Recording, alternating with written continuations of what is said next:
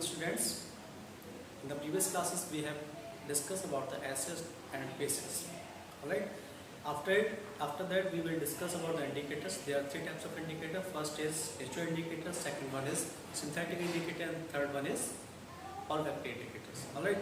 In the last session we have discussed about the pH scale. तो आज वहीं से स्टार्ट करते हैं pH scales के बारे में. ठीक है. तो हमें पता था pH scales क्या होते हैं. pH scale just at indicators जो मेजरमेंट का इंडिकेटर है जिसकी रेंज जो होती है हमारी वैरी करती है 0 टू लेके 14 तक. ऑलराइट, ये हम लोगों ने लास्ट क्लास में डिस्कस कर लिया था. अगर 0 से लेकर हम उसको लेके चले 14 तक, हमें पता था कि जो 7 वैल्यू होती है वो कौन सी होती है, न्यूट्रल वैल्यू होती है. न्यूट्रल. यहाँ जो हमारा कंपाउंड होगा कैसा होगा, न्यूट्रल. यहाँ जो होगा वो हमारा एसिडिक रेंज का होगा.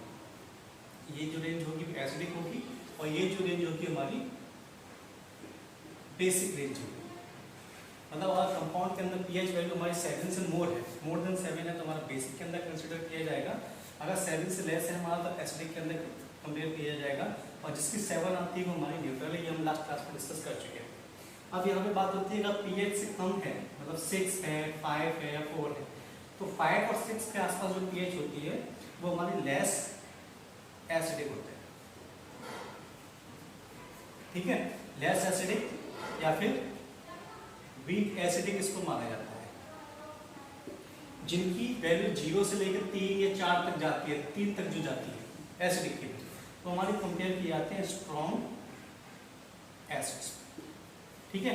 तो यार pH वैल्यू के आधार पर pH वैल्यू को कहाँ यूज कर सकते हैं. pH वैल्यू के आधार पर on the basis of the pH value we can identify and classify the acids into two groups. First one is strong acid and second one is weak acids. Right? तो strong acid और weak acid को अगर definitions में देखा जाए, अगर strong acid का हम देखते हैं एग्जांपल, तो सल्फ्यूरिक एसिड और हाइड्रोक्लोरिक एसिड जो होते हैं वो हमारे क्या होते हैं, स्ट्रॉन्ग एसिड्स होते हैं. वीक एसिड जो होता है वो हमारा एसिडिक एसिड CH3COOH, ये हमारा एसिडिक एसिड दिया जाता है. हमको पता है एसिड्स क्या होते हैं. एसिड्स वो होते हैं जिनका सॉल्यूशन जो है जो वाटर के साथ रिएक्ट करके क्या करते हैं, H+ आयंस को देते हैं. ऐसे H2SO4 है, H2SO4 रिएक्ट करके वाटर के साथ क्या कंपेयर करेगा, H+ आयन देगा प्लस HSO4 नेगेटिव देगा. ऐसे CH3 जो है वो CH3COO negative plus H positive देगा.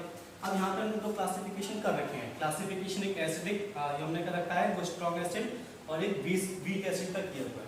स्ट्रॉन्ग एसिड को अगर डेफिनेशन में देखा जाएगा तो स्ट्रॉन्ग एसिड क्या होते हैं, जो कि कंप्लीटली क्या होते हैं, कंप्लीटली डिसोसिएट हो जाते हैं. क्या हो जाते हैं, डिसोसिएट. डिसोसिएट का मतलब होता है दो भागों में टूटता है. जैसे कि ये HCl में जो होगा आयंस जो है H+ Cl नेगेटिव दोनों आयन में टूटेगा. ऑलराइट. अगर हम मान के चले कि हमने 100 मॉलिक्यूल्स ऑफ HCl के लिए हुए हैं. ऑलराइट. तो इसमें 99.99% जो होगा वो H+ और Cl आयंस जो होंगे वो हमारे में टूट जाएगा. मतलब जो इसके आयंस जो है वो कंप्लीटली डिसोसिएट हो जाएंगे, दो भागों में टूट जाएंगे.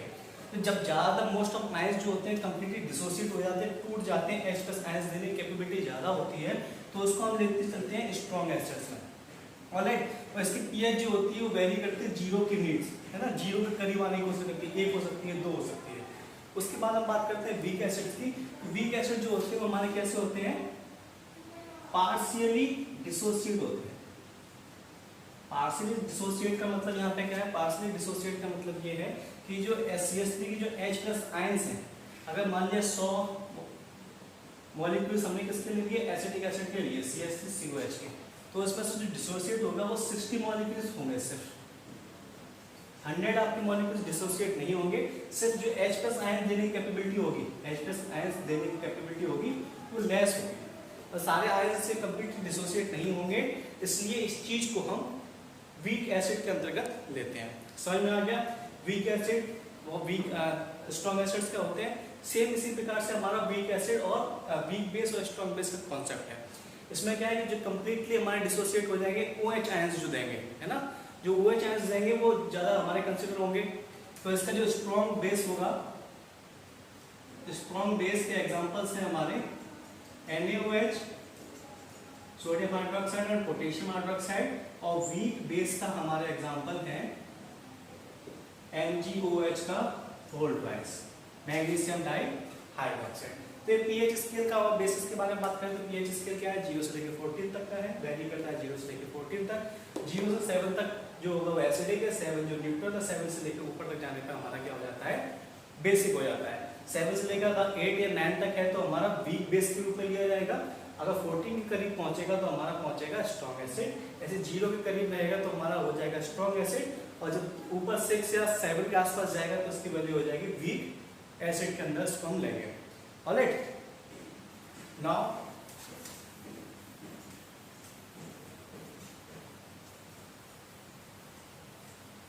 ये हो गया यहाँ तक। अब हम क्या करते हैं, हमें लिखनी है रिएक्शंस ऑफ एसिड्स। तो क्या करते हैं हम लोग, रिएक्शन ऑफ एसिड स्टार्ट करते हैं एंड बेसिस। हमें आइडिया लग गया है एसिड्स क्या होते हैं। एसिड्स वो होते हैं जो H+ आयंस देते हैं, और बेस क्या होते हैं जो हमारे OH आयंस देते हैं। ठीक है, हमें क्या करनी है, रिएक्शन ऑफ एसिड और बेसिस ही करनी है। सबसे पहले हम कंसीडर कर रहे हैं reaction with metal, reaction with metal. ठीक है, तो हमने क्या ले लेते हैं, HCl ले लिया। ठीक है, रिएक्ट करा दिया हमने जिंक के साथ। ठीक है, तो जिंक के साथ रिएक्ट कराया, जिंक हमारा यहाँ पे क्या है, मेटल है, ये हमारा एसिड है। Acid react with metal formation क्या करेगा, ZnCl2 प्लस हाइड्रोजन गैस। ठीक है, ये जो फॉर्म हुआ है इसको बोलते हैं सॉल्ट। तो जनरली सॉल्ट्स क्या होते हैं, जनरली सॉल्ट्स वो होते हैं जो आयंस फॉर्म में पाए जाते हैं, मतलब दैट हैव क्या होते हैं, positive ions and negative ions. जिनके पास पॉजिटिव आयंस और नेगेटिव आयंस प्रेजेंट होते हैं ZnCl2, तो ये जो फॉर्म्स होती है वो हमारी क्या कहलाती है, सॉल्ट। ऑलराइट, तो एसिड जब भी मेटल के साथ रिएक्ट करेगा फॉर्म करेगा सॉल्ट का। ऑलराइट, अब दूसरा इसमें एग्जांपल लेके चलते हैं हम, A2 ZnO2 plus H2। Alright, तो ये हमारा है सोडियम जिंकेट, जो हमारा सॉल्ट है, सॉल्ट प्लस हाइड्रोजन। ठीक है, तो एसिड हो या बेस हो, जब भी हमारा मेटल के साथ रिएक्ट करेगा, एसिड हो या बेस हो, जब भी हमारा मेटल के साथ रिएक्ट करेगा तो सॉल्ट, तो हमारा सॉल्ट का प्रोड्यूस करेगा प्लस हाइड्रोजन गैस का इन्वॉल्वमेंट होगा उसके अंदर। ठीक है, समझ में आ गया। रिएक्शन विद मेटल्स में क्या है, एसिड और बेस को भी रिएक्ट करेगा। Mg लिया रखा है प्लस HCl के साथ रिएक्ट कराया है, तो फॉर्मेशन हुआ है MgCl2 plus H2। Reaction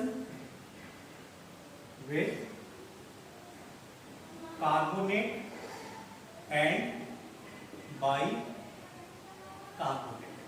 carbonate और बाइकार्बोनेट, कार्बोनेट के लिए क्या लिखा है, सोडियम कार्बोनेट लिखा है Na2CO3 प्लस 2HCl। फॉर्मेशन क्या करेगा, 2NaCl सॉल्ट बनाएगा प्लस कार्बन डाइऑक्साइड गैस निकलेगी प्लस H2O निकलेगा। ऑलराइट, हमने रखा है सोडियम बाइकार्बोनेट NaHCO3, इसको बोलते हैं सोडियम बाइकार्बोनेट। जब रिएक्ट करेगा HCl के साथ तो फॉर्मेशन क्या करेगा, हमारा निकालेगा, कुछ करेगा 2NaCl plus carbon dioxide plus H2O। तो यहाँ पे क्या है, जब रिएक्शंस करें किसी भी एसिड की किसके साथ, कार्बोनेट के साथ या बाइकार्बोनेट के साथ, तो प्रोडक्शन में जो प्रोडक्ट निकलेगा वो हमारी कार्बन डाइऑक्साइड निकलेगा प्लस वाटर मॉलिक्यूल निकलेगा। अब ये कार्बन डाइऑक्साइड गैस है CO2, इसको हम क्या करेंगे, लाइम वाटर के साथ इसको क्रॉस आउट करेंगे। ठीक है, ये लाइम वाटर है तो फॉर्मेशन क्या करेगा, CaCO3 प्लस CaCO3 निकलेगा प्लस वाटर मॉलिक्यूल निकलेगा। जो CaCO3 है वो हमारा कैसा कलर का है, व्हाइट प्रेसिपिटेट है। प्रेसिपिटेट क्या होते हैं, प्रेसिपिटेट जो होते हैं, जो हमने फर्स्ट चैप्टर में पढ़ा था प्रेसिपिटेट रिएक्शंस, तो प्रेसिपिटेट क्या होता है, प्रेसिपिटेट किसी भी रिएक्शन के अंतर्गत इनसॉल्युबल पार्ट्स जो होते हैं उसको हम प्रेसिपिटेट कहते हैं। तो यहाँ से हमने सोडियम बाइकार्बोनेट निकला, सोडियम बाइकार्बोनेट के साथ रिएक्शंस कराई HCl के साथ, फॉर्मेशन का सॉल्ट का, कार्बन डाइऑक्साइड का प्लस वाटर का। सोडियम कार्बोनेट के साथ रिएक्शन कराई तो फॉर्मेशन हुआ सॉल्ट का प्लस कार्बन डाइऑक्साइड का प्लस वाटर का। ठीक है, अब ये हमारी जो कार्बन डाइऑक्साइड है उसको हमने क्या निकाला, लाइम वाटर के साथ रिएक्ट किया, फॉर्मेशन हुआ कैल्शियम कार्बोनेट का। Alright, calcium carbonate plus water निकला। अभी कैल्शियम कार्बोनेट में क्या है कि ये कैल्शियम कार्बोनेट के साथ अगर हम बहुत देर तक इसको, तो इसमें क्या है, जब हम बहुत देर तक कैल्शियम कार्बोनेट को इसके साथ अंदर प्रोवाइड कराते रहेंगे तो उसके साथ क्या हो जाएगा, जो हमारा व्हाइट कलर का प्रेसिपिटेट था, व्हाइट कलर का प्रेसिपिटेट क्या हो जाएगा, सॉल्युबल हो जाएगा। तो हमारा जो व्हाइट कलर का प्रेसिपिटेट आया वो हमारा दिखाई नहीं देगा। तो ये हमारी हो गई reactions with the carbonate and bicarbonate. Alright, तो आज की क्लास में इतना बहुत है। नेक्स्ट